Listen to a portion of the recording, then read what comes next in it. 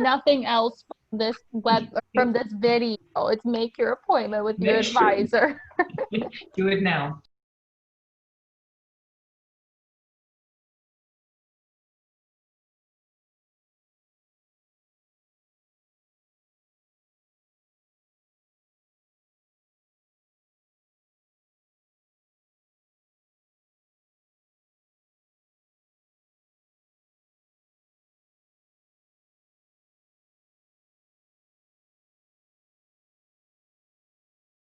Here. So to access your trial schedule builder, you go to mymissouri.state.edu and log in, and then everything you need for registration is on the registration tab, which is helpful. But you'll click the trial schedule builder here to access a trial schedule builder to put in all of your classes there. And so it first asks you what semester you want. And of course, for students this semester, they're looking at the spring 2021 semester. And there'll be a couple of things that you'll want to first look at when you log on. And the first thing will be the campuses, because we've got lots of different campuses throughout the state and also in China. So you'll want to make sure that you are only choosing campuses that you are able to go to, which would typically be our online or Springfield campuses for our students that are here already. So you'll want to kind of narrow that down and save that. And then I'm going to remove these schedules too. Well, I guess I can't. Okay, but anyway, and then the next thing to kind of take a look at would be your own personal schedule. So if you have work that you need to make sure that you don't take class in, or if you like to sleep in or anything like that, then you'll go to the add break feature here and you can block off that time. So I'm not really a morning person, so I would put sleep here, and for my break, 11 a.m. is probably a little too late, so maybe 8 to 10 a.m. maybe if you don't want any class at that time. And you can select weekdays to block off every single day of the week, or if there are just a couple days of the week that you want to sleep in, you can select that too. We never have class on Saturday or Sunday, so don't worry about that, but then you'd add break. And then from there, the courses that you and your advisor have picked out will be the classes that you'll add here in the add course. So you'll click the first add course button, and then this pulls up every single subject offered by Missouri State. So I'm a business advisor, so I'll pick business classes. So let's say you're going to do the accounting class. You pick your accounting subject. This lists every accounting course available. So our introductory accounting class is Accounting 201, so that's the one I'll pick. And I do get a lot of questions about this, but even though it says the course description is unavailable, you can still add the course and put it in your trial schedule builder. It is perfectly fine. And then when any courses are shown on the right-hand side, then you have added those classes in. So I'll pick a couple of other standard classes, like a history class here. And then we'll do one other one. Let's say you want to take an English class here, but you'll add all of your classes first and then go back to the main page of your trial schedule builder and then click generate schedules.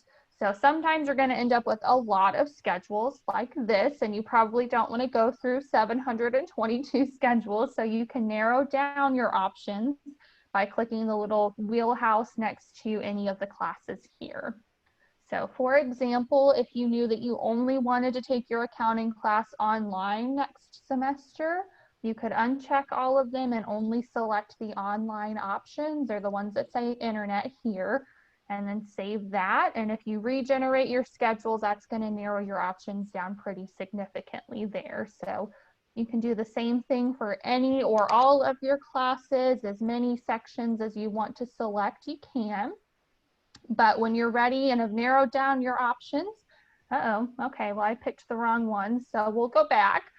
But when you've narrowed down your options and generate schedules, then you're welcome to go through all of your available schedules. And to do that, you click the view button here, and this gives you a visual representation of when your classes are. If you don't see your class on here, that means it's probably an internet class, so it wouldn't be on there. But any seated on-campus class times will be shown here.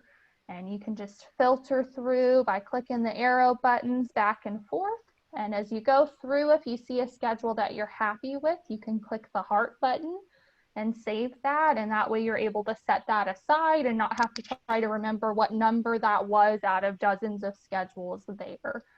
So a couple things to make sure you pay attention to as you go throughout your schedule are the number of seats open.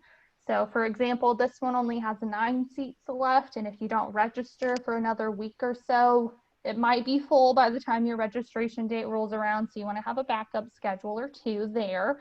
And you also want to pay attention to the location of the building. If you have classes back to back, but they're on separate sides of campus, you might not make it in time. So you definitely want to pay attention to that. And then when it is your registration date, if this is your preferred schedule, you'll click send to shopping cart. And then after that, it will ask you if you want to register. You'll click the register button and then you are signed up for your classes.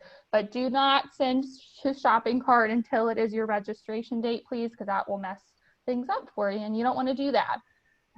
But yeah, Katie, do you think I missed anything or any questions that I might have missed that people might have?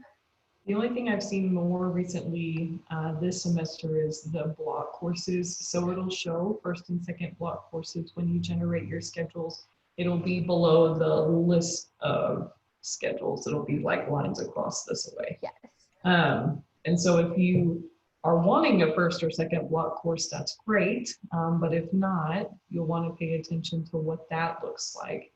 Oh, we have too many. Yes. There we go. There we go. Perfect. So yes. Yep. So that is exactly what Katie was talking about. This little graphic here shows you when your class will be and the start date for it if it is a second block class. I will say that first and second block classes are not answers to maybe not doing so well in the first half in a full term course. The second block courses are the same amount of information in a shorter amount of time. So if you're not feeling your best about a course, the answer is not always drop it and add a second block course. You would want to visit with your advisor about what would be best and if a second block course would be best at that moment. But I feel like this semester I've heard a lot of people try to fix things with second block courses, and that's not always the best solution. Because when you're in second block, you're taking your crunched final at the same time as all your other finals, right? Instead of doing it the other way where you can get it done midway and then have less classes at the end.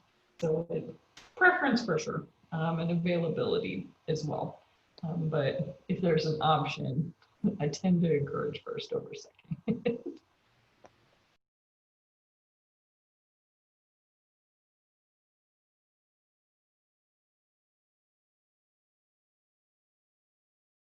Like the cutoff of when a student doesn't necessarily have to meet with their advisor. So 75 credit hours, and you've met with an advisor 3 times. My best to encourage her. I was like, it'd be a shame to get to where the semester you think you're going to graduate and you look and you're like, oh, I have to stay another semester, another year because you didn't. Like, you could have avoided that with a 30-minute meeting, you know? Yeah. I think my freshman year, I'm sure my advisor hated me. I emailed her like every other week with a question. I think I would honestly rather prefer students email me every other week with a question than just to never reach out and then just like panic email at the end of the semester because they were just too shy to ask. So I think I would rather that somebody do that anyway. So if someone has not made an advising appointment right now, the reason that we would want them to is that November is a pretty busy time for advisors. So many calendars are starting to fill. And we want students to be part of the reason that their calendars are filling. So if they've not yet made an appointment and they're a transfer student, it's likely that their advising date is coming up quickly within the next week or so, depending on how many credits they have. So if they wanted to find out who their advisor was, they would either go to their advising notes or their registration status page. Like Campbell shared, the registration status page might be the better option because it'll actually show you when you're able to register too. So you might as well get that knowledge under your belt. Links to those emails are part of the registration status page and the advising notes to get to advisors, especially right now since many advisors are somewhat working from home, somewhat working in the office, it's probably best to email. Lots of us have links to schedule appointments.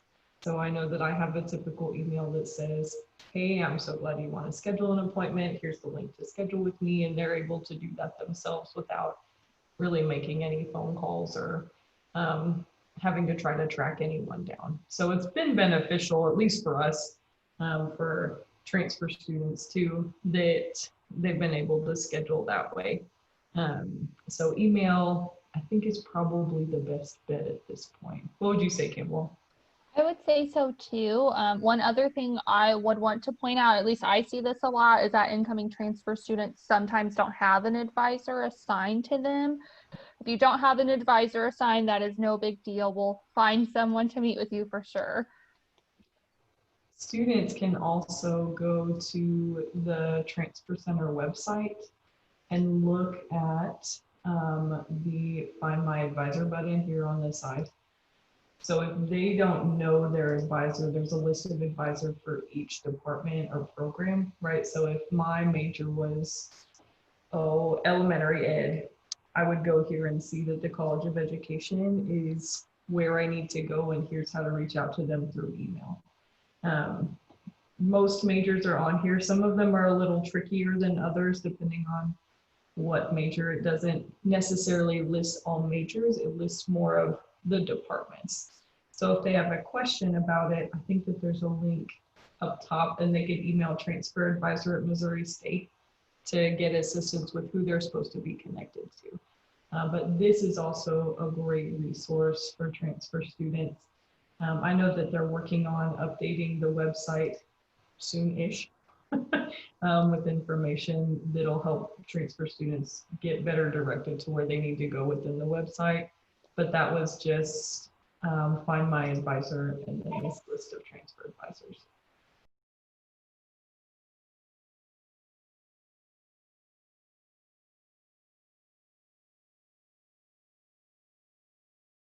Now, for students who are undeclared, it is helpful for them to come in with maybe some thoughts about what they might want to do. Most transfer students who I see come in with at least a good bit of Core 42 done if they're coming from Missouri. And so they may have a semester or a little more that they can play around in those areas. But after that, they really need to look at what they would want to do so they're not taking classes that are just going to put time and money on top of what they need. I would say the first thing to do before you meet with an advisor at all, whether you're a transfer student or a continuing student, is to sit down and think of any questions that you might have and write them down or put them in your phone or something like that, and make sure you have them with you when you make your appointment and when you actually meet with your advisor, because I at least forget stuff all the time. So if I have it written down and take it with me, then I know that all of my questions will get answered at that appointment. But in general, other things that you want to consider and think about before you actually meet with your advisor is your major. If you're undecided on your major, some majors that you're interested in would be helpful for us to know. And then also how many classes you want to take and where you've taken classes, so we can make sure that we have all of your transfer credit. I would hate to tell you to take a psychology class, for example, if you've already done that. And so just helping us make sure that we have all of your transfer credit and helping you get your transfer credit here if you don't is also something that's really beneficial and helpful, not only for you, of course, but for us as well. So having your questions, when you're gonna meet with your advisor, having your questions written out, preferably a couple days in advance, is usually a very effective thing for me. Because I like to write them out when I make the appointment, and then over the next couple of days, you'll inevitably have more questions, and just write them down as you get them, and you have a pretty good list by the time you actually have your meeting. Yeah, I think that something I get a lot of questions about is transfer credit reevaluation for students who are coming in for the first time, especially for universities and institutions outside of Missouri, because it's less likely that we already have some equivalents for some of those. There is a process for having transfer credit reevaluated that you can access through your My Missouri State account.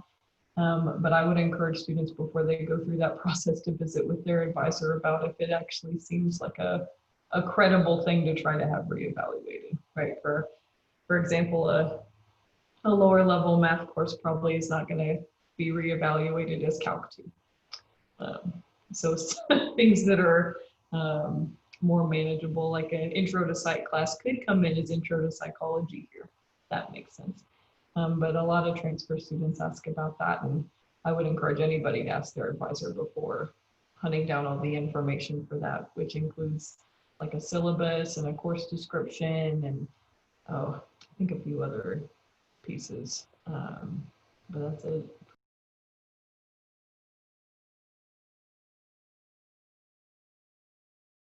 I've heard transfer students tell me that IDS 120, which is a career exploration course put on by the Career Center, has been super helpful to them. One of my transfer students the other day told me that they think all students who are undecided should have to take that class, which was great news for the Career Center and the people teaching the class. But they found it to be wildly beneficial. Lots of the transfer students that I see ask about if there is a class to do some of that.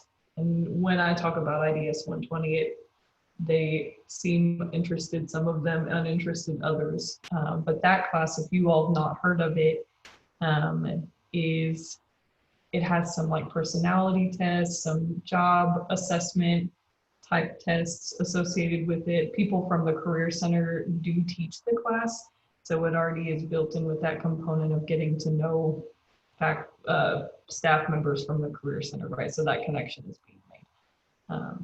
But I've heard that it's really great, and I've heard transfer students endorse it, so I will endorse it also. I'm always pushing students to go because, I mean, they'll help you with your resumes. They'll help you get ready for that job interview that you have. So even if you already have your major figured out and know what you want, they're still really helpful for other things too. Oh, yeah, and they help after graduation too, right? So Campbell and I are both alumna, and we could go back to the Career Center and ask for help even at this point, and get like free service as prior Missouri State students, which is great. It's super cool. I use the Career Center to get the job I have now, so that worked out. Hey, okay.